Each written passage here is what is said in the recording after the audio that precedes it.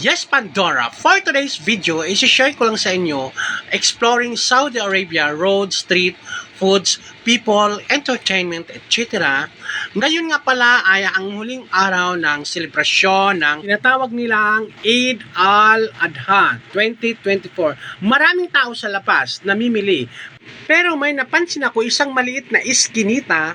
Ito, pinasok ko siya out of curiosity at napapansin ko may mga maliliit din na tindahan, may mga dumadaan, may kainan, at meron akong namamangha ako sa aking nakita. Meron pala ditong pagawaan, naghihinang, naghahasa ng mga bagay na matutulis tulad ng mga kutsilyo, mga gamit ng salon, dito nila hinahasa. May mga malalaking bagay na matulis tulad ng mga pantadtad ng mga kung ano-ano. Basta, itong lugar na ito, napapansin ko, hindi lang ito nag-iisa. Kasi, eto, kung makikita nyo, meron din isa.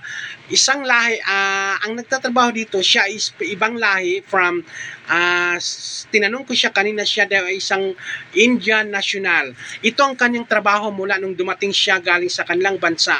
Naghahasa siya ng mga bagay na matutulis, gunting, kutsilyo, at yun nga, nasabi ko, magamit sa salon yung nipper, naghahasa daw sila dito. Kaya hindi ko na tinatanong kung magkano, pero ito ang kanilang trabaho. At dito ko lang nakita na meron palang ganito dito sa lugar na ito. Ang lugar na ito ay hindi talaga siya makikita kung hindi ka maggagala-gala at hindi ka mag-iikot-ikot at hindi ka magsusuot-suot. Para sa mga kabayan natin na dyan na merong gustong ipahasa, ipapatulis, comment down below kung saan. Kasi ito, nasa sulok talaga siya at maliit lang na iskinita. Hindi mo mapapansin kung wala kang alam.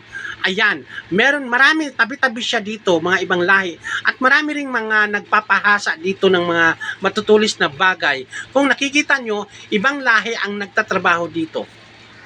At yun na nga, habang ako ay naglalakad patuloy sa aking pag-iikot-ikot at pagsusuot-suot, napapansin ko rin merong mga maliliit na mga tindahan, paninda ng mga gulay, mga prutas, at meron ding mga kung ano-ano pa.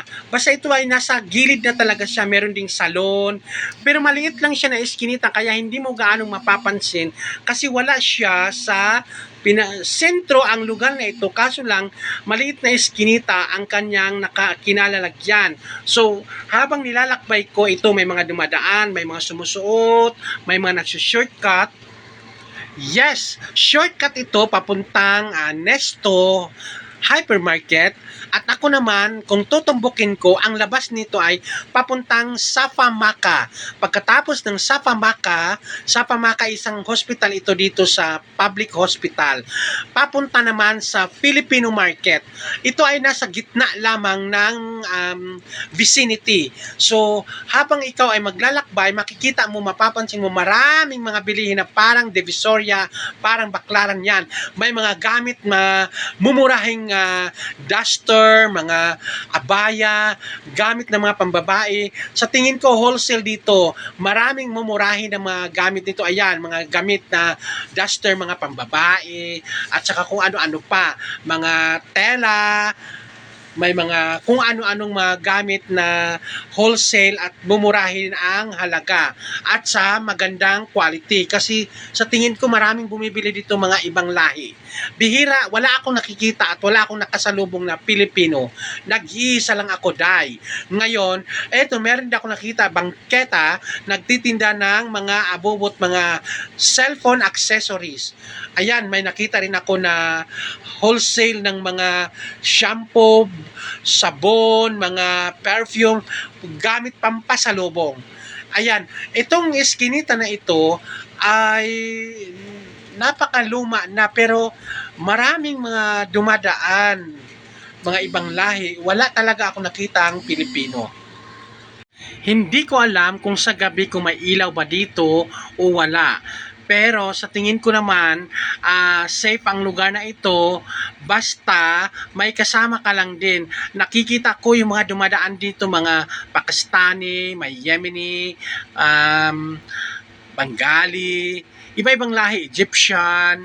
Tapos yun, meron ding mga bahay paupahan dito, mga lumang bahay na paupahan. May mga bakabakanting loti. Tapos ayan, Pakistani yan. Ganyan ang suot ng Pakistani, para siyang parang timang lang. At kung umabot ka sa party ng video ito, please subscribe and share upang mapanood ng ibang katulad mo na malawak ang pananaw sa mundo.